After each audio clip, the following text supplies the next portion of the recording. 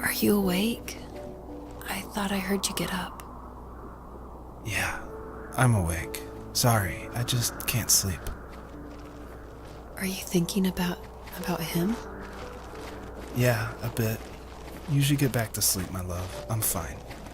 No, it's okay. What else is on your mind? I don't know. It seems weird, but I had one of the most vivid dreams of my life. I saw a fox on a snowy mountain, just looking confused and worried. Those eyes.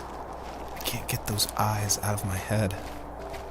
She was running in the windy snow, looking for something. Do you think it has to do with you and what's been going on? I don't know. It was just a dream, Rachel. They're not meant to make sense. A lot's happened the past couple days, that's all. Well, if you're not going to sleep anyway, you should tell me. I want to hear. All right. So, not far from her home, she followed that path to something unexpected.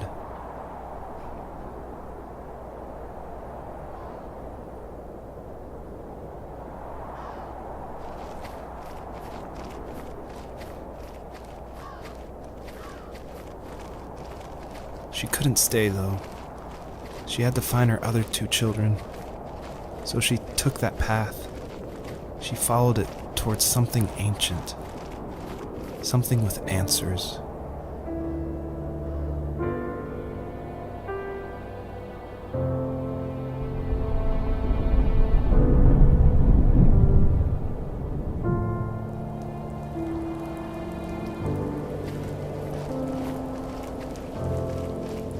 The fox looked high and low, searching for any sign of her cubs. Points of light showed the way to this ancient tree. It was as if each one had a story to tell, all their own. The land was trying to tell my story, too. I felt like I was right behind her the whole time.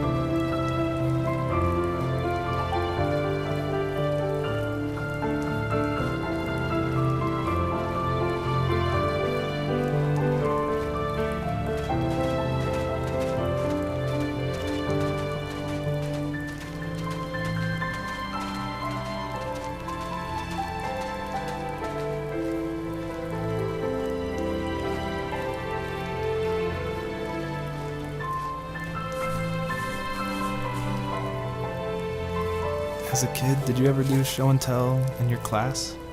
Yeah, I think I only did it once, when I was in the 4th grade.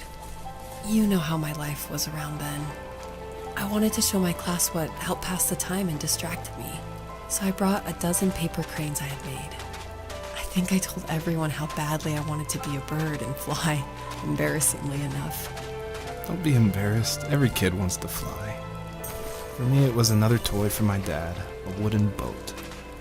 I remember guarding it so carefully in my hands as I walked into class. When I sat down, a group of boys immediately made fun of it. They asked which trash can I found it in, or why an ugly log was my favorite toy. When I got up, I didn't even want to tell them my dad had carved it. I said it was a joke gift my friend had given me. Kids can be so cruel. Some of them are. I shouldn't have let them get to me, but it did. It's amazing we bounced back at all.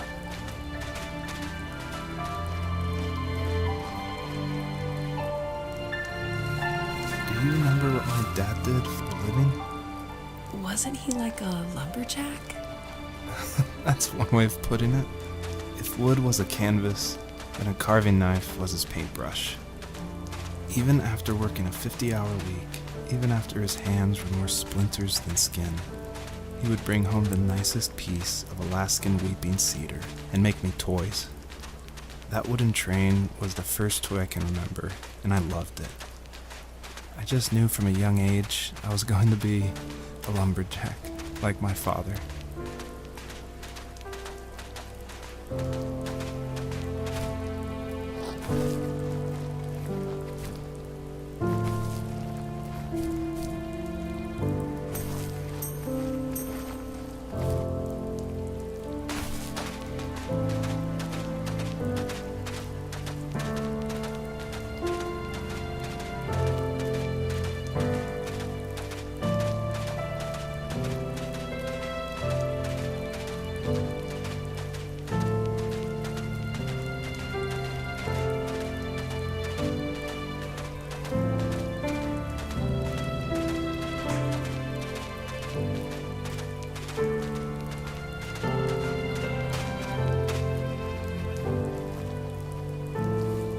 Usually those kids would leave me alone, but somehow they could tell I was different.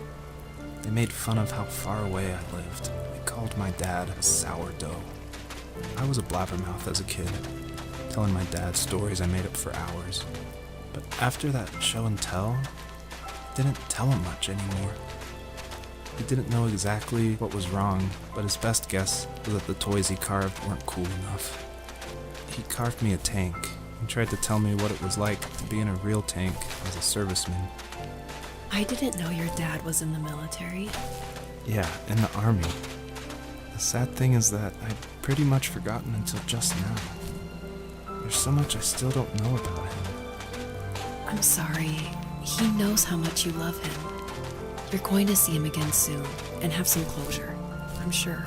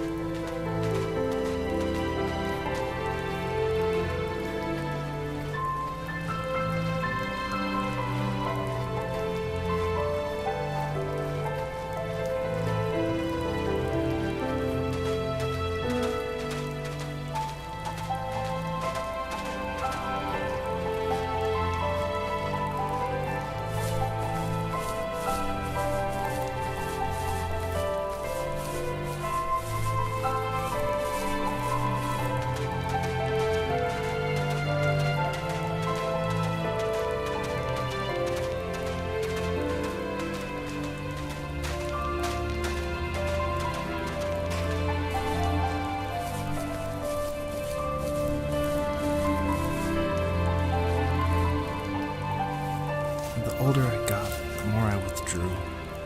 I asked myself, why talk to anybody anyway? Why bother when I'm happy by myself? I started drawing a lot, mostly animals I saw in the woods by my home. I then imagined designing my own hideouts with things like TVs and pantries for chips and cookies. I think that idea of leaving home and drawing blueprints started my career. I found a lot of solace in that. I'm not surprised, but I did the same thing, you know? There's something special about having a place to call your own.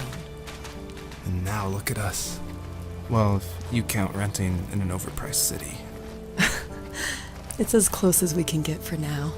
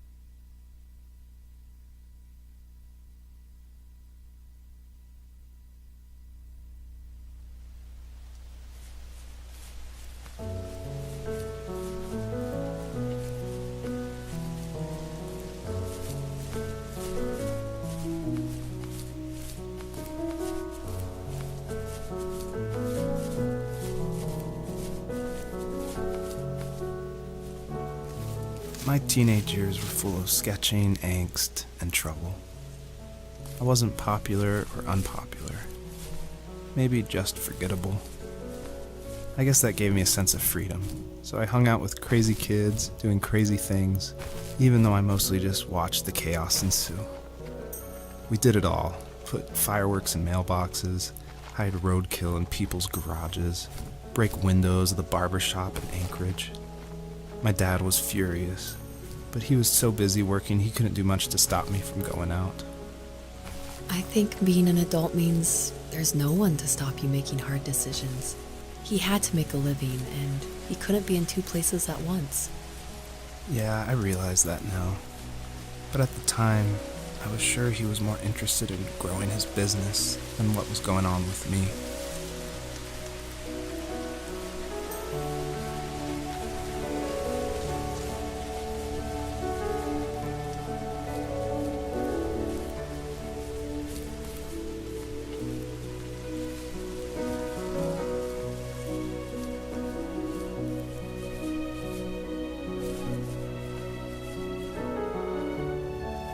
He was working another late night, and my friends were over, saying how bored they were and how they had come all the way out to my house for nothing. One of them mentioned how that old, ugly beyond belief truck was still in the garage, and how we should take it for a spin. I was only 15, so I kind of fought it for a while. The next thing I knew, we were careening around the mountain path, rocks spitting onto the sides of the cliff, while my dad's cringeworthy bluegrass blared out the speakers.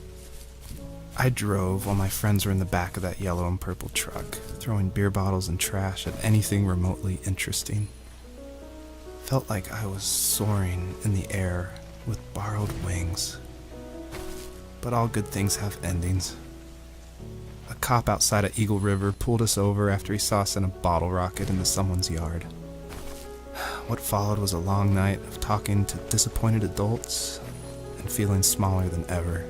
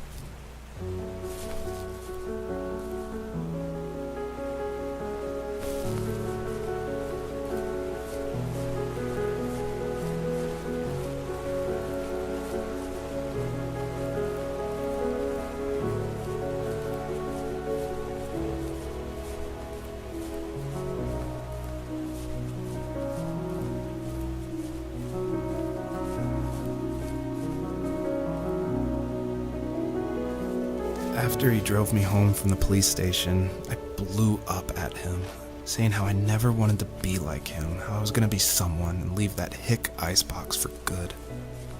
He just looked forward at the road with tired eyes. I took out that bluegrass tape from the cassette deck and chucked it out the window. In my sage teenage wisdom, I thought I had proved the ultimate point, but my dad had a different idea. He slammed the brakes, slowly bowed his head while gripping the steering wheel, and finally looked at me. All he said, like it was a polite request, was, "Make this right." I sat there in silence, fuming, but I eventually got out and combed every square inch of the woods, muttering profanity after profanity. I found it 30 minutes later, near a small waterfall off the road. I went back to the truck, put the wet tape back in, and sure enough it worked. We didn't speak another word to each other the rest of the night. Wow, I knew you were a crazy teenager, but It's hard to believe, isn't it? It surprises me too. It's like I didn't really know who that kid was back then. I bet my dad thought the same thing over and over. It's almost like he was saying, "Make this right," to himself, more than to me.